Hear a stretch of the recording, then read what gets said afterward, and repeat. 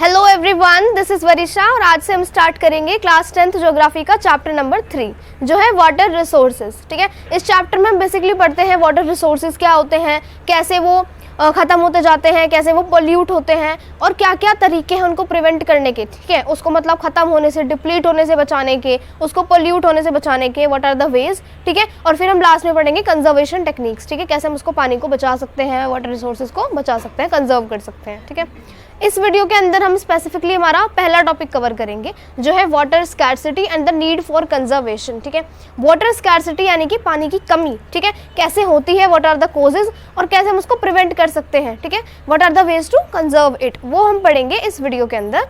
Start करते हैं।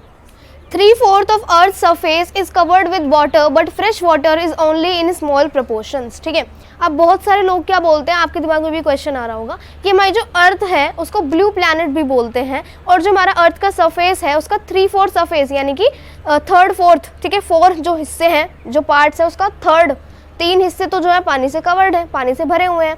तो हम पानी को क्यों बचाएं और क्यों लोग बोलते हैं कि पानी की स्कैर्सिटी हो रही है, पानी की कमी हो रही है, तो उसका भी रीज़न है। ठीक है, 3/4 जो अर्थ सरफेस है वो पानी से कवर्ड है, लेकिन वो फ्रेश वाटर से कवर्ड नहीं है। वो पानी पॉल्यूटेड भी हो सकता है, साल्टी भी हो सकता है, सलाइन भी हो सकता है। ठीक है, अलग अलग तरीके का हो सकता है, लेकिन हम उसको कंज्यूम नहीं कर सकते डायरेक्टली। ठीक है, ह्यूमन बींग्स के लिए, एनिमल्स के लिए कंज्यूम करने के लिए वो नहीं है।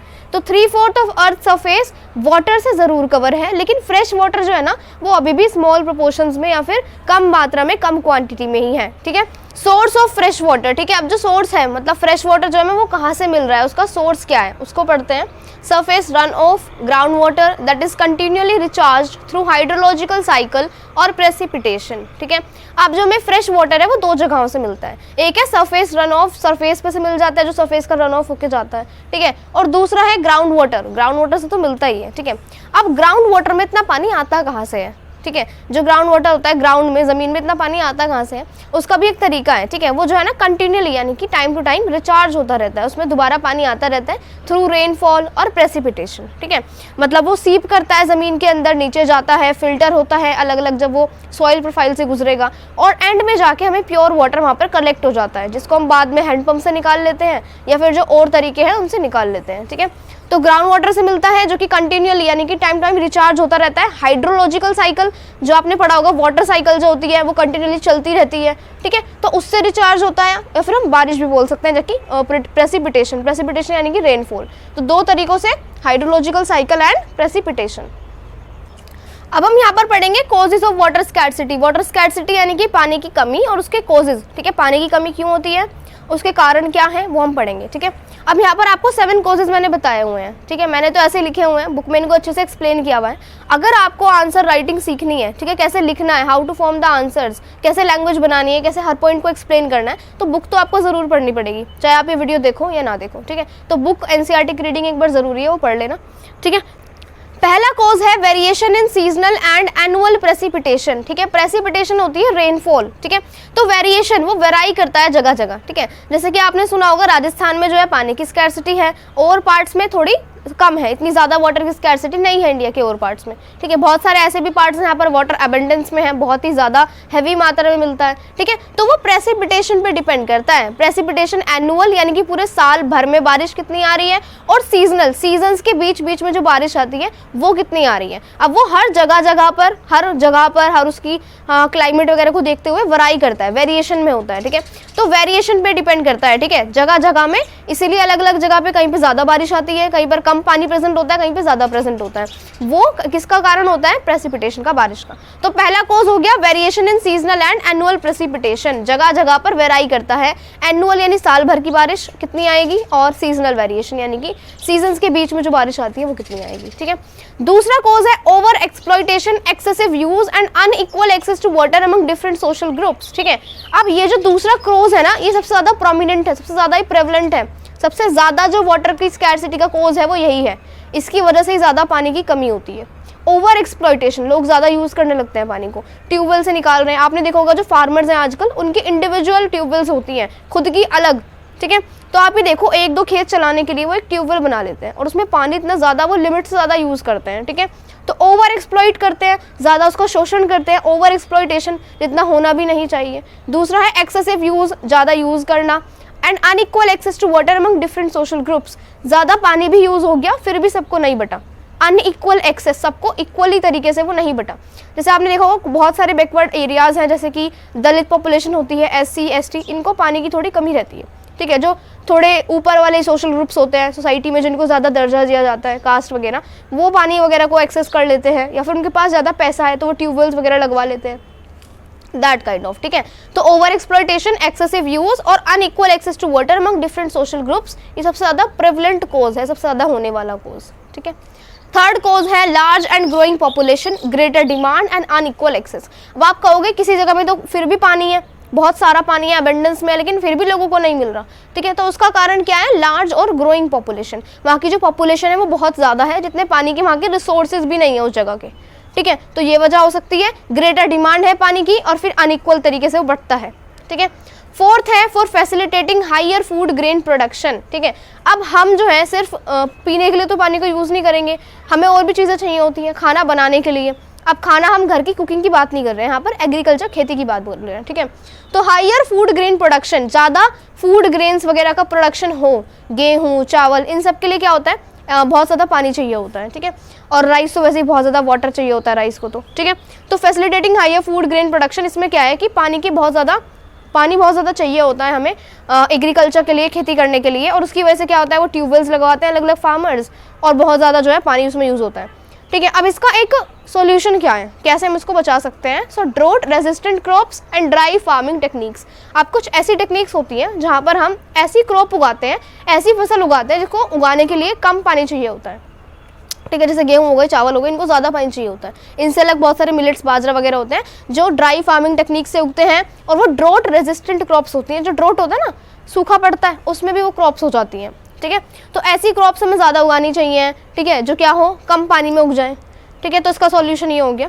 फिफ्थ है individual tubewell for farmers and ground water pumping devices, ठीक है। आपने देखा होगा हर घरों में क्या हो रहा है, अब ग्राउंड वाटर पंपिंग डिवाइसेस है, यानी कि वो खुद ही अपना पानी निकालते हैं ग्राउंड वाटर से, और मतलब सबका घर घर में अलग अलग होता है इंडिविजुअल, ऐसा नहीं है भाई पूरी सोसाइटी में एक है सिर्फ, ठीक है, हर घर में अलग है, ठीक है। अब कोई जब ज़्यादा होता है ना, कोई भी चीज़ हमारे पास ज़्यादा होती है तो हम उसकी केयर नहीं करते, तो वो ऐसे क्या करेंगे, उसको पॉल्यूट करेंगे, उसको ज़्यादा यूज़ करेंगे, एक्सेसिव यूज़ करेंगे, ठीक है। तो इंडिविजुअल ट्यूबवेल फॉर फार्मर्स, खुद की ट्यूबवेल लगा रखी है फार्मर्स ने, ग्राउंड वाटर पंपिंग डिवाइसेज है लोगों की खुद की, इसकी वजह से भी क्या है, वाटर स्कैरसिटी में है, वाटर कमी में है, ठीक है, वाटर की कमी हो रही है। सिक्स्थ कॉज है post independent India intensive industrialisation and urbanisation, ठीक है। पोस्ट इंडिपेंडेंट इंडिया का मतलब है जब इंडिया आज़ाद हो गई थी ना, उसके बाद हमने बहुत सारे डेवलपमेंट मेजर्स करे अपने देश को आगे बढ़ाने के लिए। हमने बहुत सारी नई नई चीज़ें लगाई, जैसे कि इंडस्ट्रीज़ लगाई, इंटेंसिव, खूब भारी मात्रा में इंडस्ट्रियलाइजेशन हुआ, काफ़ी सारी इंडस्ट्रीज़ लगती हैं, और अर्बनाइजेशन होता है, यानी लोग गाँव से थोड़ा शहरों की तरफ मुड़ते हैं, ठीक है, ट्रैवल करते हैं इन search of food, in search of their better job, अच्छे घर, थोड़ी बेटर कंडीशंस के चक्कर में वो अपना गांव छोड़कर जब शहर की तरफ मूव ऑन करते हैं, उसको हम बोलते हैं अर्बनाइजेशन, ठीक है। तो काफ़ी भारी मात्रा में इंडस्ट्रियलाइजेशन होता है और अर्बनाइजेशन होता है। अर्बनाइजेशन से तो इतना फ़र्क नहीं पड़ता जितना इंडस्ट्रियलाइजेशन से पड़ता है, ठीक है। जितनी ज़्यादा अब क्या होंगी, इंडस्ट्रीज़ होंगी, फैक्ट्रीज़ होंगी, वो क्या करेंगी, बहुत ज़्यादा पानी यूज़ करेंगी अपनी चीज़ों में, ठीक है। जैसे कि मशीन्स को ठंडा करने के लिए भी पानी चाहिए होता है, इलेक्ट्रिसिटी बनाने के लिए चाहिए होता है, बहुत सारी, अगर वो कोई चीज़ बना रहे हैं उसके अंदर वो इनपुट लगेगा, तो काफ़ी सारी इंडस्ट्रीज़, उन्होंने काफ़ी ज़्यादा भारी मात्रा में पानी को यूज़ करा, पानी को पॉल्यूट करा, ठीक है। सेवेंथ कॉज है वाटर स्कैरसिटी का बैड क्वालिटी ऑफ वाटर, ठीक है, पानी की बैड क्वालिटी। अब बैड क्वालिटी नेचुरली नहीं हुई है, वो क्रिएट की गई है बाय ह्यूमन बींग्स, ठीक है। Polluted by domestic and industrial waste. अब वो डोमेस्टिक और इंडस्ट्रियल वेस्ट हो सकता है, डोमेस्टिक यानी घर का कचरा, उसको मतलब पानी वगैरह में डल गया, वो पानी और पॉल्यूट हो गया। इंडस्ट्रियल वेस्ट यानी कि समझ लो कोई फैक्ट्री है, उसने पानी को यूज़ किया था, उसके बाद जो पानी उसने यूज़ करा था वो तो ख़राब हो ही गया। अब वो जो ख़राब पानी था, पॉल्यूटेड वाटर था, उसने उसको रिवर में और डाल दिया, पॉल्यूटेड वाटर को रिवर में डाल दिया, यानी कि वो तो था पॉल्यूटेड, अब जो रिवर का साफ पानी था वो भी गंदा हो जाएगा, ठीक है। ये हो गया। Chemicals, pesticide and fertilisers used in agriculture. Chemicals, pesticide, fertilisers जो एक किसान होता है, फार्मर होता है, जब वो अपनी खेती में यूज़ करता है, ठीक है, पानी समझ लो उसने डाला, वाटरिंग करी अपने प्लांट्स की, अपने क्रॉप्स वगैरह की, ठीक है, और उसके बाद उसने फर्टिलाइजर्स, पेस्टिसाइड्स मतलब उसमें यूज़ करें, तो जो पानी है उसमें भी तो प्रभाव आएगा उसका, ठीक है, आएगा नहीं आएगा, तो वो वाटर भी पॉल्यूट हो जाता है। सो ये थे हमारे 7 कॉजेज ऑफ वाटर स्कैर्सिटी, पानी कैसे खत्म होता है, पानी की स्कैर्सिटी, पानी के खत्म होने के कारण, कॉजेज, ठीक है। एक बार बुक में जरूर रिवाइज करना, उसमें आपको अच्छे से एक्सप्लेन करके दिया हुआ है कैसे इसको एक्सप्लेन करना है आपको बोर्ड एग्जाम्स वगैरह में, ठीक है। तो आपको बुक पढ़ने के बाद है ना पता चल जाता है कैसे लिखने हैं, आंसर्स कैसे फॉर्म करने हैं। तो इसके बाद या फिर इससे पहले एक बार बुक देख लेना, मतलब जो भी इसमें बताया हुआ है, ठीक है। अब यहाँ पर आपकी बुक के अंदर पेज नंबर 25 पर एनसीईआरटी की जो आपकी बुक है उसमें केस स्टडी दी गई है इंडियन रिवर्स वाला। इसका सोर्स है the citizens 5th report CSE 1999, ठीक है। अब ये जो है ये एक केस स्टडी है इंडियन रिवर्स के ऊपर, इंडिया की जो नदियाँ हैं वो कैसे पॉल्यूट होती जा रही हैं। तो इसको पढ़ते हैं हम line by line. India's river specially the smaller once have all turned into toxic streams, ठीक है। तो इंडिया की जो नदियां हैं और जो स्पेशली छोटी छोटी नदियां हैं वो टॉक्सिक जहरीली स्ट्रीम्स में कन्वर्ट हो गई हैं। And even the big ones like the Ganga and Yamuna are far from being pure, और जो बड़ी बड़ी है ना गंगा और यमुना वो भी काफ़ी दूर हैं प्योर होने से, ठीक है। यानी वो भी इतनी साफ सुथरी नहीं है, वो भी क्या है, गंदी है और या फिर पॉल्यूटेड है, ठीक है। The assault on India's rivers from population growth, agricultural modernization, urbanization and industrialization is enormous and growing by the day. This entire life stands threatened, ठीक है। तो यहाँ पर बताया गया है कि जो असोल्ट हो रहा है, जो दुष्कर्म हो रहा है इंडिया की रिवर्स पर पॉपुलेशन ग्रोथ की वजह से, एग्रीकल्चर हम मॉडर्नाइज कर रहे हैं उसकी वजह से, अर्बनाइजेशन की वजह से और इंडस्ट्रियलाइजेशन की वजह से। ये मैं आपको सारी टर्म्स एक्सप्लेन कर चुकी हूँ, ठीक है। जैसे कि पॉपुलेशन ग्रोथ, पॉपुलेशन बढ़ रही है तो वो ज़्यादा पानी यूज़ करेगी, ज़्यादा पॉल्यूट करेगी। दूसरा है एग्रीकल्चर मॉडर्नाइजेशन, यानी कि खेती में जब हम मॉडर्नाइज करते हैं कोई चीज़, ठीक है। अर्बनाइजेशन यानी शहरीकरण, जब लोग मूव ऑन करते हैं from one place to another place in terms of या फिर in search of better jobs, better quality, better living conditions, ठीक है। तो उसको बोलते हैं अर्बनाइजेशन। और इंडस्ट्रियलाइजेशन यानी कि जब ज़्यादा इंडस्ट्रीज लगती हैं तो उसकी वजह से क्या हो रहा है कि पूरी जो लाइफ है अर्थ पर वो ख़राब होती जा रही है, ठीक है। पूरी जो लाइफ है, सारी जो रिवर्स हैं वो सारी क्या होती जा रही है, डेड होती जा रही हैं, पॉल्यूटेड होती जा रही हैं और वो टॉक्सिक स्ट्रीम्स में कन्वर्ट हो गई हैं, ठीक है। तो ये आपको इंडियन रिवर्स के बारे में बताया है बुक के अंदर, ठीक है। तो लास्ट में हम पढ़ते हैं कि क्या इसका सारा सम निकला, व्हाट इज द कंक्लूजन, ठीक है। So the need of the hour is to conserve and manage our water resources, to safeguard ourselves from health hazards, to ensure food security, continuation of our livelihoods and productive activities, and also to prevent the degradation of our natural ecosystems, ठीक है। अब इन्होंने last में बताया है कितने सारे causes देखते हुए वाटर स्कैर्सिटी के, आर की नीड क्या है, इस टाइम की, इस वक्त की नीड क्या है, ज़रूरत क्या है, क्या करना चाहिए हमको, कंजर्व करना चाहिए, बचाना चाहिए, पानी को मैनेज करना चाहिए, जितने भी पानी के रिसोर्सेज हैं, रिवर्स, ग्राउंड वाटर, ठीक है, सारी चीज़ों को हमें मैनेज करना चाहिए, कंट्रोल करना चाहिए, कंजर्व करना चाहिए, ठीक है।